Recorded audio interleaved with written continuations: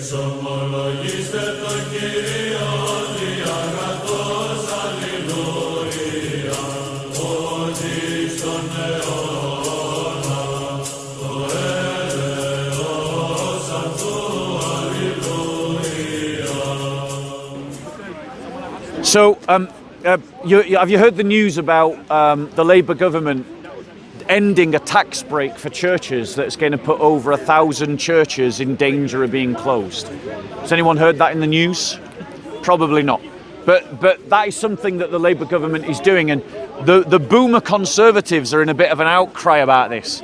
They're saying, how can the Labour government not give these churches a tax break when that puts all these churches in danger of closing?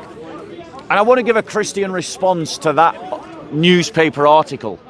And I want to start off by saying that this is no loss to the church. Most of those churches, in fact, all of those churches, are Church of England churches run by a liberal Church of England that has long since abandoned the Christian faith and has abandoned the faith. He really loves shouting out Allahu Akbar, right? They have abandoned the faith and have diluted Christianity. So in other words, those churches closing actually is only the loss to liberal churches. And it floods the market with churches that real Christian congregations can then buy and use as real Christian congregations. And yes, some will be bought by pubs, and some will be bought by gyms, and some will be bought by mosques and turned into mosques. The fact of the matter is, as Christians, we shouldn't make an idol of stone and mortar. Right? There's nothing special about the buildings. The church is the people of God. And the church needs to recognize that at this moment in time, what we need to be doing is to consolidate our communities, because we're spread too thin and we're trying to keep too many buildings open. We need fewer buildings and we need bigger congregations in those buildings. And so the Labour government, and you're not going to hear me praise the Labour government much, but the Labour government is doing exactly the right thing. We are in a national debt, and the Labour government needs to get the books back in balance. And one of the ways of getting the books back in balance is not giving tax breaks to an apostate church. But we should absolutely call out the fact that the Labour government has given 117 million to mosques up and down this country to combat Islamophobia. And yet, despite the fact that there is rampant Christophobia in this country, the same British government has given no money to bolster security for the Christian community. Churches are being attacked in East London. Churches are being attacked in Sheffield. There's been an arson attack against a church in Sheffield very recently. And yet there are Christians that have been driven out of their homes for the crime of being Christian because they've converted from Islam and become Christian, having to flee cities in England because of that reason. And the British government has given no money to the Christian community to protect against Christophobia. And so we should challenge the hypocrisy of this Labour government that seems to value the security of the Muslim community more than the Christian community. I'm not interested in tax breaks to keep open churches whose leadership didn't do anything to build a real Christian community and instead just built a liberal charity, or instead just built a civic religion with no connection to real Christianity. Those churches can close. They don't, if they can't maintain themselves, let them die, right? Because those communities are not healthy enough to keep themselves open. But what I am interested in is the security of the Christian community and the hypocrisy of a Labour government that is willing to fund the security of Muslims, particularly whilst not giving money to protect Christians from Christophobia? Where was the money given to the Hindu temples of Leicester when Muslim mobs were marching around Leicester? Why was no money given to the Hindu community? What about the Jewish community in Golders Green? How much money do they get or not get to protect their community from anti-Semitism? Why is it that some groups have special favour from the Labour Party and others don't? It's obvious why the Labour Party wants to give money for the security of the Muslim community, especially, is because of the votes. It's a vote winner. It looks good to the Muslim community for the Labour Party to give them special privilege in terms of protecting them from Islamophobia. That's why the Labour Party wants to pass a law that gives a special protection to Muslims, an Islamophobia law. Because the Labour Party is intimidated by the Islamist vote. The Labour Party realises that there is an emergent Muslim vote that they need to co-opt, and that without it they're going to lose a large number of seats. Now this gives lessons to Christians. Christians, you need to accept a reality that when an army is spread too thin, it becomes ineffective. The church is spread too thin. The parish model does not work. We need, as Christians, to consolidate. All of our parishes should close, and we should put all of our efforts into our cathedrals. And all of our cathedrals should become mega churches, and we should move as close to our cathedrals as possible. And when we move close and we find other Christians moving into the same area, we should work together as the people of God to guarantee our own security, to change the economy, to change the culture, to change the politics, to change the social norms of that area. We Christians must adopt the Benedict option, and when we do, Labour Party votes and Conservative Party votes will depend upon the Christian vote. And when they depend upon the Christian vote, you'll find that these political parties start recognising that it is important to look after the Christians and to listen to the Christians. The reason why we are being ignored right now is because we're spread so thin that in every community there's one or two vocal Christians, but they can be just ignored as, oh, that's just a handful of people. Whereas in the Muslim community, the same number of activists are concentrated. So rather than it just being 5 here and 5 there and 6 there and 2 here and 4 there and 3 over there, it's 50 that are mobilizing an extra 500, and suddenly it becomes important to listen to that voice. And if it's a bigger issue, that 500 are able to mobilize thousands. This is how Christians need to learn to do society.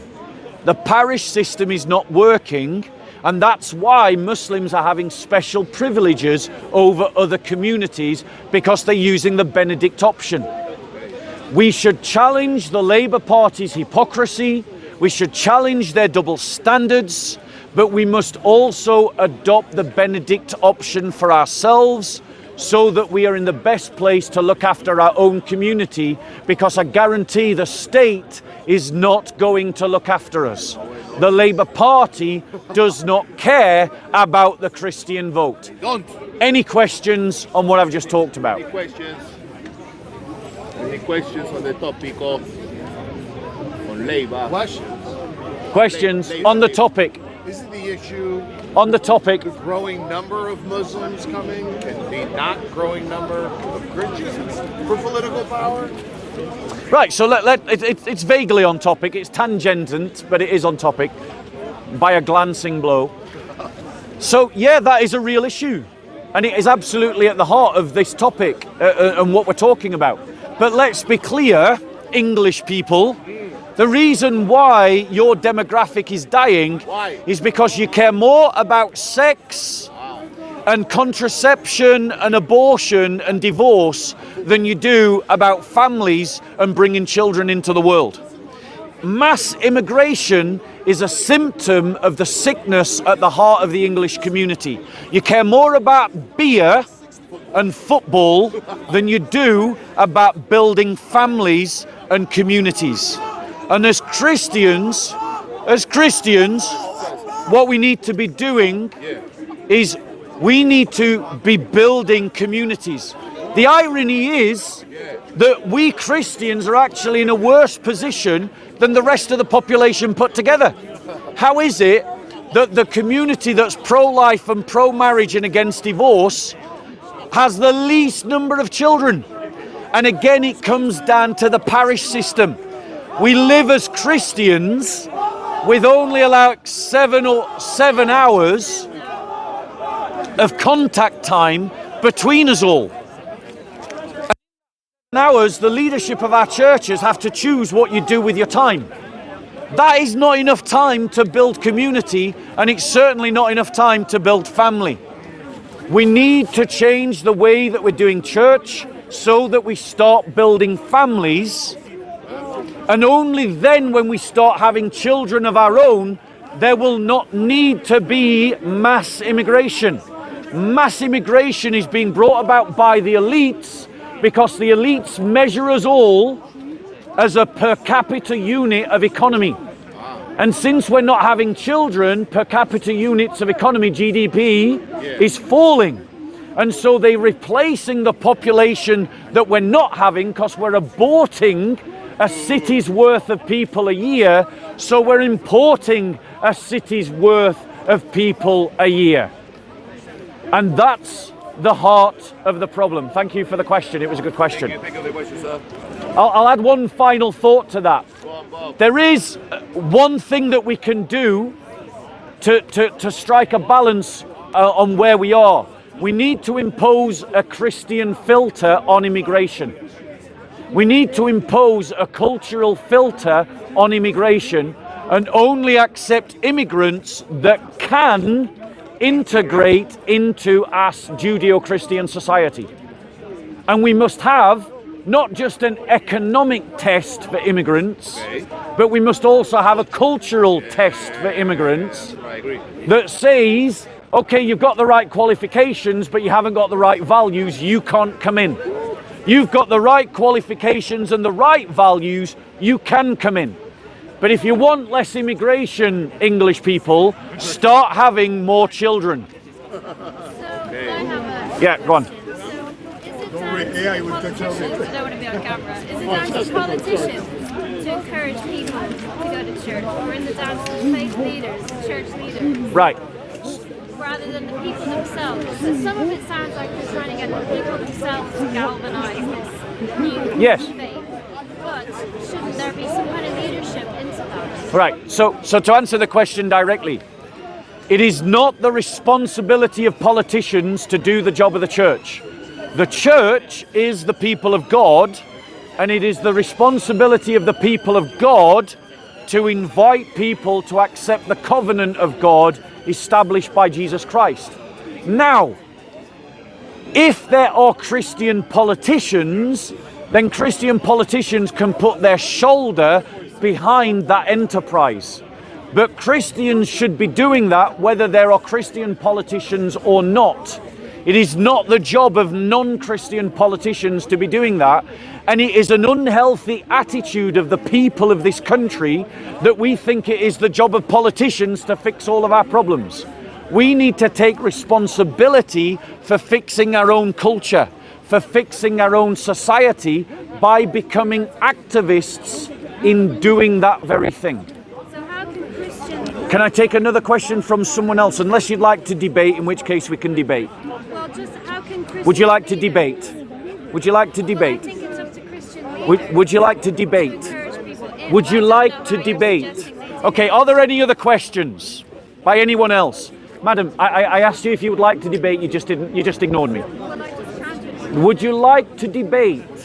If you want to respond to what I said. Would you, I'm going to ask you one more time and then I'm just going to ignore you. Would you like to have a conversation? Would you like to have a debate? Would you like to have a conversation? What I just said. All right. Any other questions, guys? She had a chance. Any other questions? She got a question. Going once, Going once, so. going twice, Going twice, so. going 3 times. All right. No one else has got a question. So Bob, So what? Yeah, go on, bro. So Oh, I street wasn't biking. here for the debate you had. So, but I want to ask you something not connected with whatever you've just discussed. But I can do that when you finish. Yeah. So can I ask? Ask a question, yeah, bro. Yeah. I said any other questions. Oh, I didn't realise. Go on, street biking. So just to let you know, Bob, over 60,000 people are currently watching. Yeah. So I'm going to ask you specifically about Tommy Robinson, an event which is taking place on Saturday. Do you have any other kind of question? No. Every week I've got a question about Tommy Robinson. I love Tommy Robinson. Tom's channel, Right. 60,000 people want to hear your view. Go on. Will you be at the event on Saturday? Yes. Why is it important for people to be there? Right, the reason why it's important for people to be at the protest on the 1st of February, it is the 1st of February, right? Is because right now in this country, because of a tyrannical spasm within our liberal elites, there are political prisoners who are in prison for telling the truth. Tommy Robinson is one of those political prisoners. He is being persecuted by the liberal state for exposing the complicity of the liberal elites in the systematic raping of tens of thousands of children.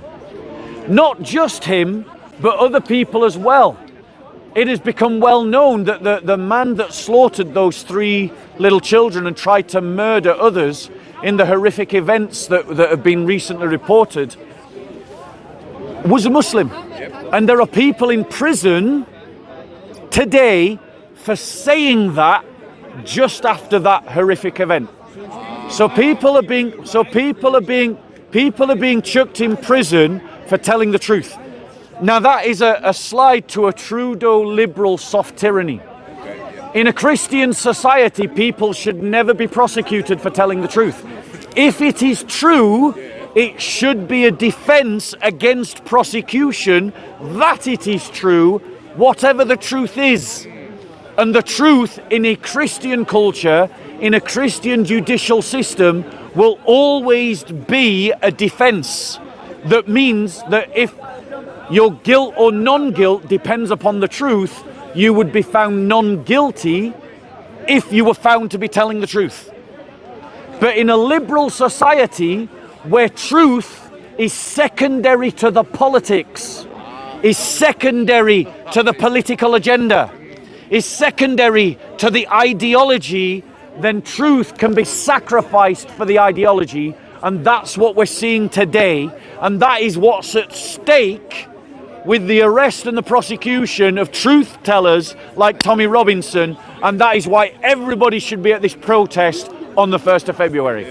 Let someone else ask a question. Who's got a question? Would you like to ask another question? Yeah, go on, madam. I mean, really, I was just drawing you out what you're saying. The thing is, I don't necessarily disagree. Yeah. So it's not a debate. It's not. But I was The just thing is, saying- I'm doing a Q&A, miss, so I'm taking questions from different people. So what's your question? My question was, what do you think, how can the Christian leaders change the so-called parish setup? Right, great. How?